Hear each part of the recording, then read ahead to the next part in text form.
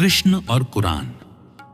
शरीरविदों के अनुसार श्वास का होशपूर्वक अवलोकन शरीर के सातों चक्रों को शुद्ध और संतुलित करता है, जो आत्मज्ञान की प्राप्ति के लिए अत्यंत सहायक है। इस प्रयत्न की पूर्णता में महारास का अनुभव होता है, जब व्यक्ति के शरीर की समस्त 72,000 नाड़ियां सक्रिय हो जाती हैं। यह अवस्था आत्मज्ञानी को परम सुख की अनुभूति कराती है, जिसे हिंदू धर्म में कुंडलिनी जागरण की घटना कहा जाता है। विभिन्न आत्मज्ञानी महापुरुषों ने कुंडलिनी जागरण में व्यक्ति की श्वास को सीधे तौर पर संबंधित पाया, जिसके लिए उन्होंने श्वास आधारित विभिन्न विधियां लोगों को बताईं। इनका अनुप्रयोग सहज योग के रूप में हिंदू धर्म में व्यापक रूप से देखा जाता है। लेखक का असल कुरान के संदर्भ में विचार। मोहम्मद साहब ने इल्हाम प्राप्त होने के बाद मोमिनों को इस्लाम कबूल करने और कुरान पढ़ने की हिदायत दी, लेकिन इससे पहले कि हम यह समझें कि असल कुरान क्या है, कि जब मोहम्मद साहब स्वयं अपने समकालीन अनुयायियों से कुरान पढ़ने को कह रहे थे, तो वे कौन सी कुरान की बात कर रहे होंगे।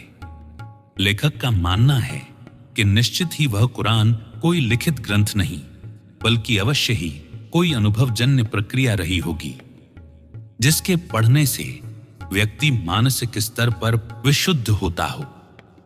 यदि हम इस पर ध्यानपूर्वक विचार करें तो असल कुरान को समझना अधिक आसान होगा।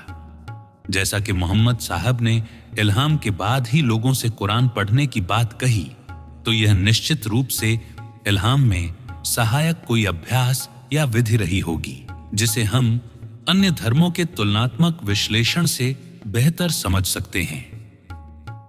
कुरान का शाब्दिक अर्थ है पुनरावृत्ति या दोहराव, जिसे यहां श्वास की पुनरावृत्ति या दोहराव से जोड़ा गया है।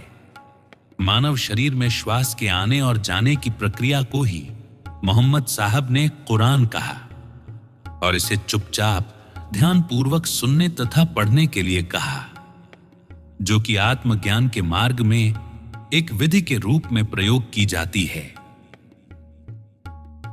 श्री कृष्ण के अनुसार यज्ञ दो प्रकार के होते हैं। एक द्रव्य यज्ञ, जिसमें वेदी बनाकर अग्नि प्रज्वलित की जाती है और भौतिक द्रव्यों की आहुति दी जाती है। दो ज्ञान यज्ञ, जिसमें व्यक्ति अपने मन का अवलोकन करते हुए अपनी श्वासों को नाभि केंद्र पर आहूत करता है। श्री कृष्ण के अनुसार ज्ञान यज्ञ द्रव्य यज्ञ से श्रेष्ठ है। इसमें व्यक्ति अपने समस्त विजातीय गुणों जैसे काम, क्रोध, लोभ, मोह, अहंकार और भय से मुक्त होकर स्थित प्रज्ञ बनता है और परम सत्य को प्राप्त करता है। कृष्ण ने मन की तुलना सागर में बिना नाविक की नाव से की है, जो हवा के प्रवाह में बहकर सदैव दिशाहीन बनी रहती है। किसी व्यक्ति द्वारा श्वास का होशपूर्ण अवलोकन उसके मन को स्थिर करता है।